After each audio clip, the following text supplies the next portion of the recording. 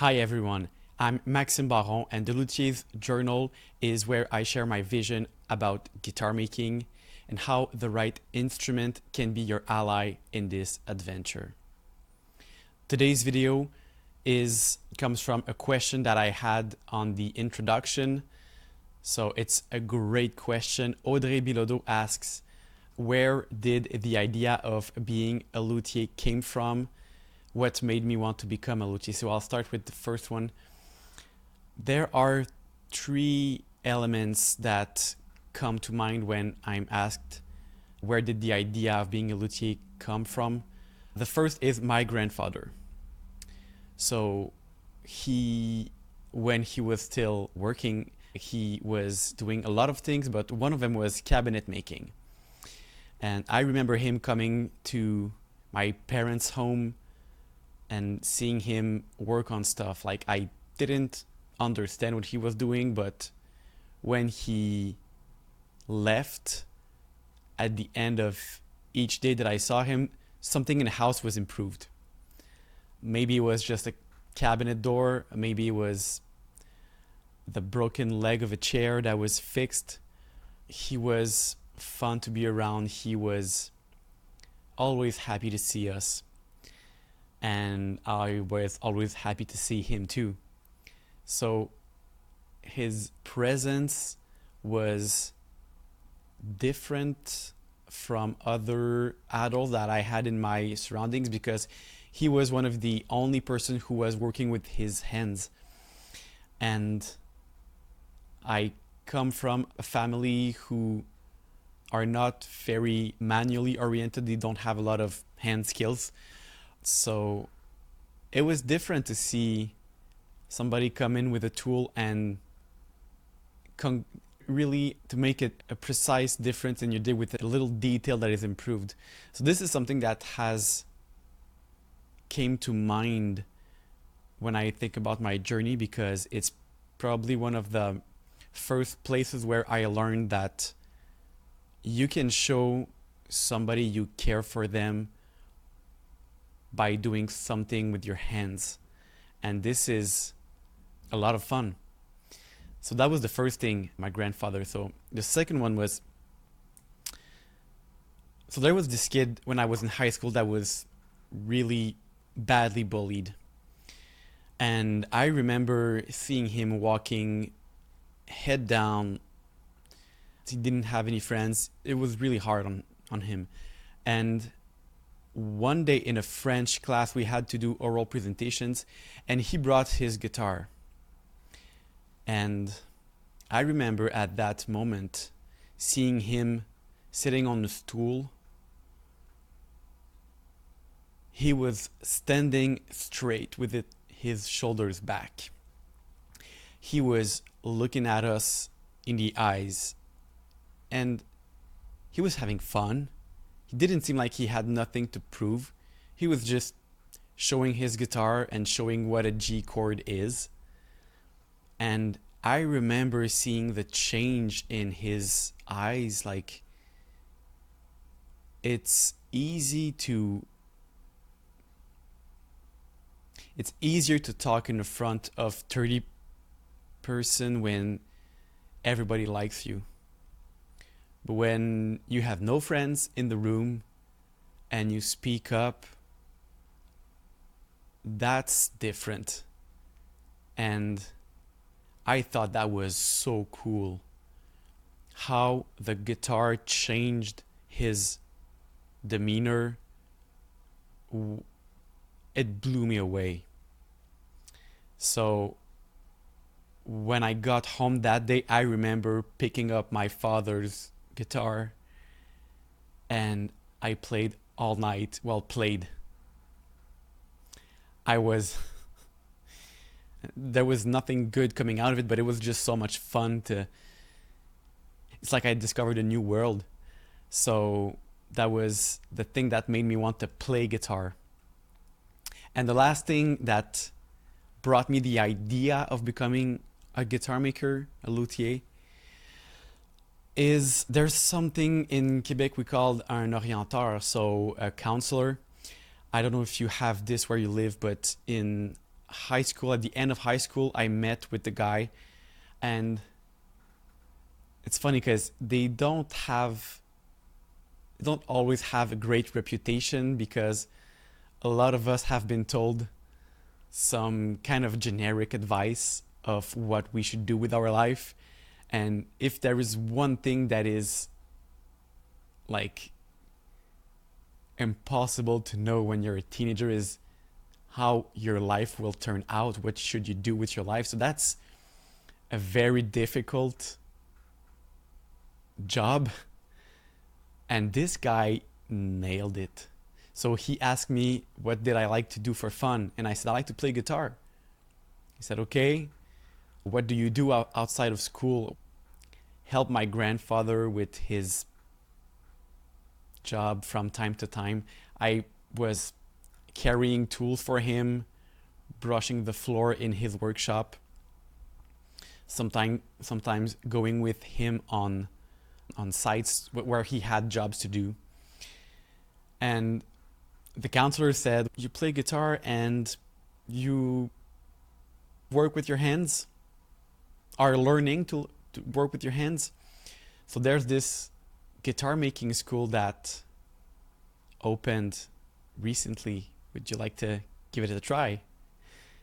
And I was like, oh my God, I expected something really boring as a suggestion, and to build guitars. It's funny because I came home and I told my parents right away, and they were like, looks like something you could do.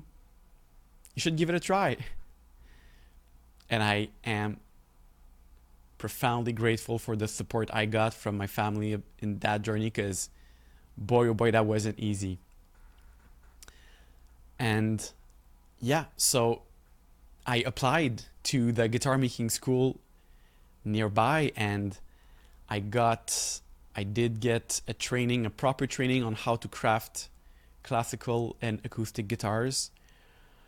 And 3 years later, got out of the school and started my own shop. So that's the story behind where the idea of becoming a luthier came from. And there's something different in the second question that can look like the same one, but it's not. What made me want to become a luthier? There's something I have to confess here. When I got out of school, I really enjoyed having a guitar that I made by myself, but who at 19 years old starts its own business? Like some people do, and hats off to you guys, but I didn't really had the entrepreneurial mindset at the time. I was just like, I didn't come from an entrepreneur family either. I was terrified. And like, I was considering like, how am I gonna make a living out of it? And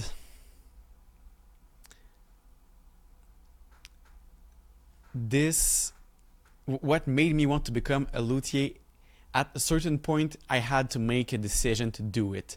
And it came by, there were two moments that made me realize that I wanted to do this with my life.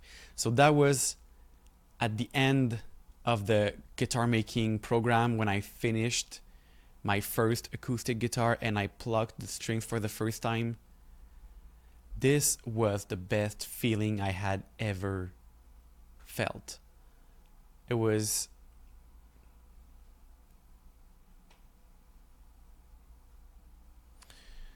the best reward I had ever felt, and nobody could take that away from me. So I had worked hard for every note that I was hearing and every micro dopamine shot I was getting from playing every note. So that feeling lasted, I think it lasted for a week. Like, I was on a high for a whole week, and it's like my life could never